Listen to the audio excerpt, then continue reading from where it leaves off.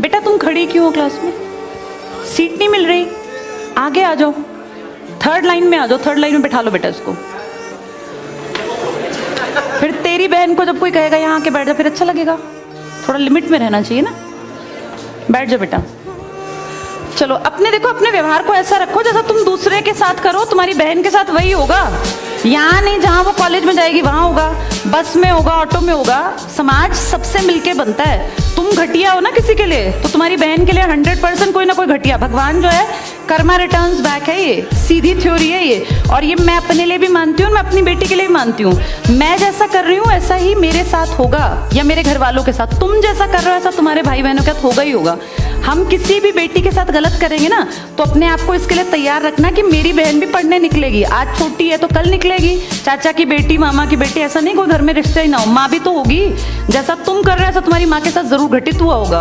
अब तुम कर रहे हो, बड़े अच्छे कई एड्स हैं, उसमें एक जवान लड़का ना सीटी बजा रहा होता है, तो उसकी माँ, देखा तुम लोगों ने वो, उसकी माँ कहती है बेटा मत कर। तुम्हारी उम्र का था वो लड़का, उसकी माँ लगा लो मेरी एज की, मुझसे 2-4 साल बड़ी होगी, क्योंकि जो बच्चे 20 के हैं उनके माँ 40-45, उनकी माँ 45 साल तक की होती हैं।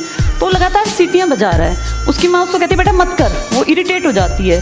तो वो फील करता है कि मेरी माँ ऐसा क्यों, मतलब क्यों चिढ़ रही है सीटी बजाने से, घर में बैठ के बजा रहा था सीटी। तो उसकी माँ को याद आता है कि जब मैं रोज बस स्टॉप पे जाती हूँ, 45 साल की अधेड़ उम्र की एक औरत, एक घटिया लड़का, मतलब ऐसे नहीं होते बिल्कुल ही घटिया जिनकी परवरिश हो, वो रोज उसको परेशान करता है, उस 45 साल की औरत को। तो उसको फिर फील होता है कि ये मेरा बेटा जो हरकत कर रहा है ये उस लड़के से मेल खाती है। बहुत अच्छा ऐड है, उसका एसेंस बहुत अच्छा निकल के आता है कि एक्सप्लॉयटेशन सिर्फ जवान लड़कियों का नहीं होता। आप गलत कर रहे हो ना, कोई आपकी माँ के साथ, आपकी बहन के साथ कहीं ना कहीं कोई गलत करेगा फिर। इसलिए समाज को अच्छा बनाओ, क्लास को ऐसा बनाओ, कोई लड़की वहाँ से अगर आ रही है और तुम कह रहे हो यहाँ आ जा, तो ये ठीक है, ये अपने आप सोच के देखो। ये हमारी परवरिश को भी दिखाता है कि हमारी परवरिश कैसी माँ ने की है।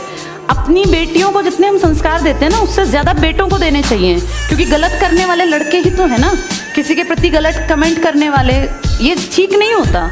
इतने काबिल बनो कि कोई तुम्हारे साथ बैठना चाहे। तुम्हें ये कहना पड़ रहा है कि यहाँ के बैठो, तुम कोई वो छिछोरे 70-80 के दशक के लड़के थोड़ी ना हो, पढ़े लिखे 21वीं-22वीं सदी के लड़के बैठे हो, तुम कोई बच्चे नहीं हो। अब अपने व्यवहार को इतना अच्छा बनाओ, क्योंकि जब गलत बात बोलो ना तो ये सोच के बोलना कि मेरे घर में जो औरत है ना उसको ये सहना पड़ रहा है कहीं ना कहीं। तुम ही लोगों ने समाज बना रखा है, इसको घटिया बना लो चाहे अच्छा बनाओगे तो पूरा समाज अच्छा बन जाएगा। घटिया बनाओगे तो तुम्हारी माँ को भी 100% सुनना पड़ता होगा, क्योंकि ये कर्म है, ये किसी को नहीं छोड़ते। तुम सबको 4 दीवारी में नहीं रख पाओगे, तुम्हारी माँ को भी कहीं ना कहीं बाहर निकलना पड़ता है। चाहे वो मार्केट सब्जी लेने जाती हो, गाँव में रहते हो तो गली में तो निकलती है ना, उसको भी सुनना पड़ता होगा, क्योंकि समाज बनाने वाले तुम ही लोग हो। तो ये ध्यान रखो सबको कि भाई किसी को हमारे किसी भी कमेंट से बुरा ना लगे, और इनको अलग मत समझो। जैसी तुम्हारी बहनें ऐसी ये हैं, पसंद आना कोई अलग बात होती है, पर व्यवहार अच्छा रखना चाहिए।